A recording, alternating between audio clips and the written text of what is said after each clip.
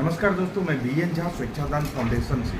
जैसा कि आप सब लोग जानते हैं कि दिल्ली में कल राजेंद्र नगर में एक दर्दनाक घटना घटी है, जो हमेशा से स्टूडेंट के साथ खिलवाड़ होता रहता है। हम लोग हमेशा आवाज़ उठाते रहते हैं, लेकिन कोई सुनवाई नहीं होती। एमसीडी हो, दिल्ली पुलिस हो, दिल्ली फायर सर्विस हो या कोई भी अथॉरिटी, डीडीए हो, सब भ्रष्टाचार में लिप्त है। कोई सुनने को तैयार नहीं है।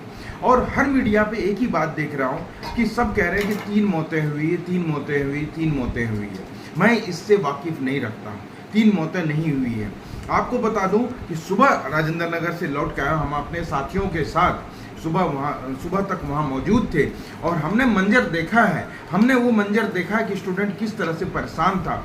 आप सोचिए, 1 घंटे में 20-20 हज़ार लीटर पानी निकालने वाले कई ऐसे मोटर लगे हुए थे जो बेसमेंट से पानी निकाला जा रहा था। तो मैं कैसे समझ लूं कि वहाँ पे बच्चे और नहीं होंगे। हमारे सामने में 3 बॉडी तो पहले जा चुका था, जिसको कि सत्यापन मीडिया ने कर दिया था। उसके बाद हमारे सामने में 2 बॉडी गया है, जिसको कि मैंने वीडियो भी बनाया। 2 बॉडी गया, 5 तो मैं कहता हूँ। और वहाँ पता चला, छात्रों से बात की तो पता चला कि लगभग 65 बच्चे लाइब्रेरी में थे। ऐसे 150 से 200 रहते हैं। चूंकि शनिवार था तो 65 बच्चे थे। मैं कहता हूँ 65 में अगर 20 भी निकल गया होगा, क्योंकि अचानक से पानी आई। और मैं एक बात और बता देता हूँ, मौत कैसे हुआ। मौत इस तरह से हुआ कि वहाँ पे जो लाइब्रेरी था, लाइब्रेरी का गेट जो था वो बंद करके रखा हुआ था। बंद करके थंब लगा के अंदर जाता। अरे इतना इनसिक्योर, उसमें भी तुम थंब लगा के अगर गेट रखते हो, बच्चे बाहर नहीं निकल पाए। और पानी इतना जल्दी, 10 फीट पानी भर गया, 10 फीट पानी। और जहाँ 200 बच्चे बैठने की कैपेसिटी, आप सोचिए, वो तैरने के लिए भी नहीं, क्योंकि वहाँ डेस्क होगा, वहाँ कंप्यूटर होगा, वहाँ सब कुछ होगा। कई बच्चे तो शुरू में करंट लगने से मर गए होंगे। तो इसकी जांच होनी चाहिए। ये 3 बच्चे नहीं है, ये झूठ है, ये फरेब है।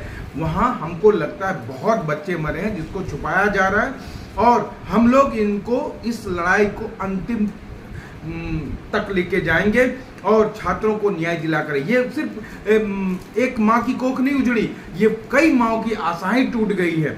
मैं कई बार मुद्दा उठाता तो कई सारे दलाल, जो पीजी के, कोचिंग के और लाइब्रेरी के दलाल, वो मुझे धमकी भी देता है। कोई सुनवाई, हाईकोर्ट के आदेश को एमसीडी भ्रष्टाचार में लिप्त होकर अवमानना कर रही है, दिल्ली पुलिस अवमानना कर रही है, इसके बाद दिल्ली फायर सर्विस, डीडीए, सब अवमानना।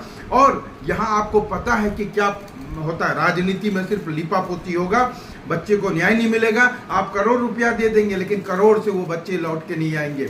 सबसे प्रथम बात, सर्वप्रथम ये बात है कि आखिर 3 ही बच्चे क्यों? इतना आप देखें, वहां से मोटर से पानी सुबह तक निकाला जा रहा है। तो क्या 65 बच्चे जो वहां मौजूद थे, अटेंडेंस चेक किया जाए कि कितने बच्चे गए थे। और अगर वो 65 बच्चे नहीं है तो कहाँ गए? ये लिपातोपी नहीं चलेगा, ये लिपातोपी एकदम नहीं चलेगा। दिल्ली सरकार को इसकी जिम्मेदारी लेनी पड़ेगी। दिल्ली फायर सर्विस पे केस होना चाहिए, एमसीडी पे केस होना चाहिए, और दिल्ली पुलिस की भी जिम्मेदारी बनती है कहीं ना कहीं कि वो भी इसकी निगरानी करे, लेकिन वो भी नहीं कर पाए।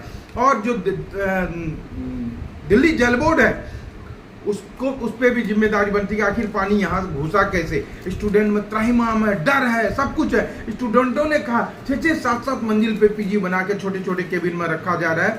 तो ये जो सच है, सच बाहर आना चाहिए। दूध का दूध, पानी का पानी होना चाहिए। जब 65 बच्चे थे तो 3 ही कैसे मौत हो गए, और बच्चे कहाँ गए, इस बात की जांच होनी चाहिए। मैं एकदम वाकिफ नहीं रखता हूँ कि सिर्फ 3 बच्चे मरे हैं।